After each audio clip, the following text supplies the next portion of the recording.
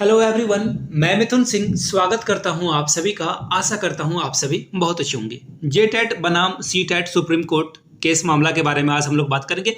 बिल्कुल इत्मीनान से, जिनको हड़बड़ी है, जल्दी है, वो वीडियो नहीं देखें, वो वापस चले जाएं। बाद में अगर आपके पास समय मिलता है तो देखें, अदरवाइज आपको देखने की कोई खास जरूरत मुझे नहीं लगता कि है। जो सीरियस स्टूडेंट है, जिनको लगता है कि सहायक आचार्य में उनका सिलेक्शन होना ही होना है, अगर कोर्ट केस जो कोर्ट में प्रॉब्लम चल रहा है वो सॉल्व हो जाता है तो फिर आपका सिलेक्शन तय है, वही इस वीडियो को देखेंगे। अब यहां से देखिए, जेटेट को लगा है झटका। अब ऐसा मैं नहीं कर रहा हूं, ऐसा जो है कोर्ट की ओर से जो ऑर्डर आया है उसके अकॉर्डिंग मैं आपको समझाऊंगा बातें। देखिए, जिसका डर था वही हुआ। देखिए, डर वाली बात जहां पे आती है ना, वहां पे लोग जो है 2 कदम पीछे हटते हैं, और ऑब्वियसली किसी को पीछे हटना ही पड़ा और होना ही था। ये ऑन द कार्ड था, वो बोलते हैं ना इंग्लिश में फ्रेज है ना, ऑन द कार्ड। जो होना है वो होना ही होकर ही रहेगा। अब देखिए, झारखंड में जो चीजें घट रही है, देखो मैं आपको एक एग्जांपल देता हूं। बाबा साहब भीमराव अंबेडकर ने कॉन्स्टिट्यूशन ऑफ इंडिया लिखा, भारत का संविधान लिखा। उनके इरादे बिल्कुल पाक साफ थे। वो चाह रहे थे कि झारखंड में सब कुछ भला भला हो, झारखंड क्या पूरे भारत में भला भला हो, लेकिन हुआ नहीं। संविधान में बहुत ऐसी चीजें लिखी है जिसका दुरुपयोग किया जाता है। एक्चुअली वो बोलते हैं ना कि कानून बनने से पहले कानून तोड़ने का उपाय ढूंढ लेते हैं लोग। तो झारखंड में भी उसी तरह की चीजें हो रही है, और पता नहीं कितने बच्चे हैं झारखंड में। बोलते हैं ना कि इस मिट्टी से बिरसा, सिद्धू कानू मुर्मू पैदा हुए हैं, और ये क्या है, संघर्षों वाली मिट्टी है झारखंड। तो उसी तरह से समस्या यहाँ पे आपके साथ भी है। आप सिर्फ लाइब्रेरी में जाकर 8-10 घंटे बिता लोगे, पढ़ रहे हो वहां पे डेडिकेशन के साथ, फोकस के साथ, फिर भी आपका काम नहीं बनने वाला है। आपको और आगे बढ़ने की जरूरत पड़ेगी, और उससे ज्यादा जो है आंदोलन करना होगा। अपनी बात मनवाने के लिए शिक्षा मंत्री के पास दौड़ना होगा, जेटेट के सिलेबस बदलवाने के लिए आपको जैक के पास दौड़ना होगा, स्कूली साक्षरता विभाग के पास जाना होगा, रैली निकालना होगा, मोर्चा निकालना होगा। बहुत तरह की चीजें आपको झेलनी होगी। मैं सीधा सीधा बताऊं ना, एक रिस्पॉन्स की जो कि आपका राइट है, लेकिन जीएसएससी ऑफिस के पास जाइए, आपको बोला जाएगा कि आप लिखित में दीजिए, रिटर्न में दीजिए, उसके बाद आपका एप्लीकेशन वो रिसीव कर लेंगे, फिर आप चले जाओगे, वो भी अपने आराम से काम में लगे जाएंगे। लेकिन इसका रिजल्ट नहीं निकलता है। सहायक आचार्य का रिस्पॉन्स की अभी दे देने में क्या हर्ज है? जेटेट जीत जाए, सीटेट जीत जाए, या दोनों जीत जाए, उससे फर्क नहीं पड़ता है, लेकिन रिस्पॉन्स की देने में जेएसएससी को क्या दिक्कत है? तो इस तरह की दिक्कतें आ रही थी। अब लोग इतना लंबी भूमिका बांधने का क्या जो है रिजल्ट है, क्या परिणाम है? ये भूमिका जो है इतनी लंबी क्यों लिखी गई है? ये आपके संघर्ष की कहानी है। मैंने ना बहुत सारी बहनों को देखा है। मैं किसी भाई के संघर्ष को कम नहीं आंक रहा हूं, लेकिन जितनी बहनें हैं जो जनरल वाले डब्बे में नीचे बैठ बैठ के, बाथरूम के पास बैठ बैठ के जो है एग्जाम देने के लिए लोग गए हैं। 4-4 पेपर अलग अलग शहरों में एग्जाम देने गए थे। बहुत बड़ी बात है, ये छोटी मोटी बात नहीं होती है। तो खैर, एक अच्छी खबर है। देखिए, एक कहावत है ना कि किसी के लिए अच्छी, किसी के लिए बुरी खबर होती है। तो देखिए, मैं नहीं चाहता हूं कि किसी भी तरह का नेगेटिविटी यहाँ पे फैले। जेटेट वाले को झटका लगा, ये रियलिटी है। देखिए, जेटेट वाले 2-3 चीजें चाह रहे हैं।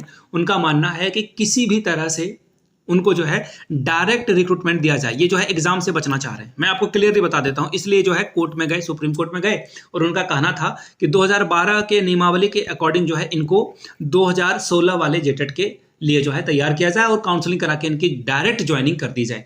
तो देखिए, काउंसलिंग में दिक्कत क्या है? अब बोलोगे ठीक है, 2012 में जैसा हुआ 16 में क्यों नहीं हो सकता है? तो देखिए, 2012 में 4G था या नहीं था, अभी देखो 5G का जमाना है। तो समय के अकॉर्डिंग आपको अपडेट होना होगा।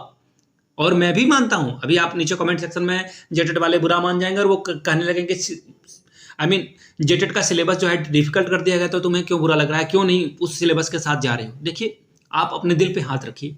हिंदी, इंग्लिश, जिनका मैथमेटिक्स है, पीसीएम, जूलॉजी, बॉटनी भी उनको पढ़ना होगा। 13-14 सब्जेक्ट में कोई ऑनर्स पेपर के सब्जेक्ट को नहीं पढ़ सकता है। कोई एक आईएएस भी एग्जाम में बैठ जाएगा, वो एग्जाम को क्वालिफाई नहीं कर पाएगा। इस तरह का सिलेबस तैयार किया गया है, गलत है। लेकिन यहां पे बात करते हैं डायरेक्ट रिक्रूटमेंट की। तो देखिए, डायरेक्ट रिक्रूटमेंट नहीं दी जा सकती है, ऐसा सुप्रीम कोर्ट ने ऑर्डर दिया है।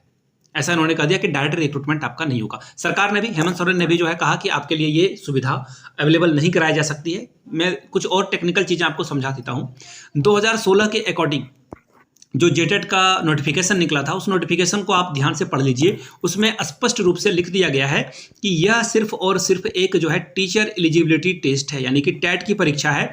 There is no such way to get a job after qualifying this examination, यानी कि इस एग्जामिनेशन को क्वालिफाई करने के बाद आपको कोई तरीका नहीं है कि आप सीधे जो है आपको जॉब दे दी जाएगी। हाँ तो हाँ, आपको जॉब दी जाएगी। कोई और एग्जाम या कोई और तरीके का मेरिट वगैरह में आपको आने की जरूरत है। तो ये इन्होंने स्पष्ट रूप से लिख रखा है, लेकिन फिर भी ये जो पुराने लोग हैं, जो पुराने स्टूडेंट हैं 2016 वाले, उनका मानना है कि इन्हें डायरेक्ट काउंसलिंग के अकॉर्डिंग जो है भर्ती कराया जाए। भर्ती हुई नहीं है, इनकी भर्ती नहीं हुई, सरकार ने भी मना कर दिया। ये बहुत सारे लोग आमरण अनशन भी किए थे, परिमल कुमार के नेतृत्व में बहुत सारे लोगों ने आमरण अनशन किया था, भूखे भी थे, भूख हड़ताल भी की थी, सभी को पकड़ा, हॉस्पिटल में ले गया गया और फिर उनको जो है आश्वासन दे दिया गया, लेकिन उस पर कोई अमल नहीं हुआ। मैं बहुत दिनों से इन चीज़ों को फॉलो कर रहा हूँ, ये कोई सडनली चीज़ें नहीं हुई है। अब देखिए, मैं आपको सुप्रीम कोर्ट की वेबसाइट की ओर लेकर चलूंगा, वहां पे आप खुद से जो है इस केस नंबर को देख सकते हो। मैं अभी आपको दिखाता हूं। देखिए, सुप्रीम कोर्ट के वेबसाइट पे आप जैसे ही आओगे और देखिए सर्विसेज में आकर आपको क्या करना है। सर्विस में देखो, यहाँ पे आपको होम वाला सेक्शन दिखेगा और सर्विस वाला सेक्शन दिखेगा। केस नंबर पे नहीं आना है आपको डायरी नंबर पे आना है, ठीक है। डायरी नंबर पे आपको जो है क्लिक कर लेना है। अब डायरी नंबर पे आपको देखिए क्या क्लिक करना है और क्या लिखना है। डायरी नंबर पे आप लिखोगे 13389, शायद यही है। मैं एक बार और चेक कर लेना चाहूँगा, मैं नहीं चाहता हूँ कि आपको किसी भी तरह की कोई समस्या आ जाए। वेट अ मोमेंट, मुझे थोड़ा सा आप जो है वक्त दे देंगे, मैं एक बार जो है चेक करके जो है देख लेता हूँ। देखिए, नहीं सॉरी, यहाँ पे एक्चुअली 23389 है। वेट अ मोमेंट, 23389 ये केस नंबर है और आपको ईयर में 2004 को रहने देना है एज, और यहाँ पे आपको जो है कैप्चा में 14 लिख देना है। ये आपका कैप्चा अलग आएगा, ठीक है। अब जैसे इस पर आप सर्च करोगे, देखिए यहाँ पे आया हुआ है और व्यू वाला सेक्शन आपको दिखेगा एक्शन में, तो इस पर आप क्लिक कर लोगे। जैसे टिक करोगे, देखिए आपके सामने जो है एक नई जो है विंडो ओपन होगी। ये देखिए, ये रहा फाइनली, ये केस नंबर है, डायरी नंबर है, जो भी है, यहाँ से आप केस नंबर देख सकते हो। देखिए यहाँ पे क्या बोला गया है, यहाँ पे देखिए जो केस का सिनेरियो है, यहाँ से आपको ऊपर में दिखेगा Parimal Kumar versus state of Jharkhand. यहाँ पे जो है इनकी द्वारा जो है याचिका लगाई। अब यहाँ पे देखिए बहुत सारे लोग पिटिशनर बने हुए, यहाँ पे देखिए पिटिशनर्स की संख्या अगर आप गिनोगे तो बहुत सारी संख्या आपको देखने को मिल जाएगी। इतने लोगों ने पिटिशनर एज अ पिटिशनर जो है इस पर दायर किया हुआ है, ठीक है। अब देखिए इन लोगों की मांग क्या है। देखिए इन लोगों की मांग थी कि किसी तरह से जो है ये इनको डायरेक्ट काउंसलिंग करा के जो है भर्ती करा दी जाए। तो सुप्रीम कोर्ट ने इस पे जो है सिरासर जो है कहा कि नहीं, ऐसा हो ही नहीं सकता है। ऐसा जो है सुप्रीम कोर्ट के द्वारा जो है इस याचिका को खारिज कर दिया गया है। अब बात आती है, ठीक है खारिज कर दी गई है, अब आगे क्या होगा, नेक्स्ट टर्म में क्या हो सकता है। कल यानी कि 10 सितंबर को डी डे है, तो क्या ये हमारे लिए कोई रिजल्ट पॉजिटिव या नेगेटिव कुछ हो सकता है क्या। तो बिल्कुल देखिए, जो लोग तैयार हैं कि सीटेट हार जाएगा या जेटेट हार जाएगा, तो दोनों के लिए देखिए मैं आपको क्लियरली बता देता हूँ। हमेशा याद रखिए, T20 का मैच है, ये टेस्ट मैच नहीं कि आपको डबल जो है बैटिंग मिलेगी, डबल बॉलिंग मिलेगी, आप अपनी गलतियों को कभी भी सुधार सकते हो। ये T20 का मैच है, एक गेंद भी अगर आपने खराब फेंकी, हो सकता है कि पूरा एक गेंद जो है गेम को चेंज कर दे। तो ये कल जो है T20 वाला ही मैच है, लेकिन आई होप, मैं चाहता हूँ, मैं एक्चुअली क्या चाहूँगा, मेरा जो एक्सपीरियंस है उसके अकॉर्डिंग कल रिजल्ट नहीं आने वाला है। अगर मैं गलत साबित हो जाऊँ तो अच्छी बात है, क्योंकि मैं यहाँ पे गलत साबित होना ही चाहता हूँ और सभी का रिजल्ट निकल जाए तो फिर भला, जिनका भी भला हो। देखिए मैं चाहता हूँ ना कि ये केस लंबा ना खिंचाए, सीटेट वाले की जीत हो जाए तो सीटेट के जीत के साथ भैया जेटेट वालों की भी जो है विन विन सिचुएशन है, क्योंकि उनकी भी भर्ती हो जाएगी। जो तेज बच्चे हैं, जो मेधावी बच्चे हैं, जो मेरिट में आने वाले हैं, उनका कल्याण हो जाएगा। लेकिन जेटेट सिर्फ जो है अलाउड होता है, तो ऐसे में क्या होगा कि जो कम तेज वाले बच्चे हैं, जो मेरिट में नहीं आने वाले थे बिकॉज ऑफ सीटेट, वो यहाँ पे आ जाएंगे।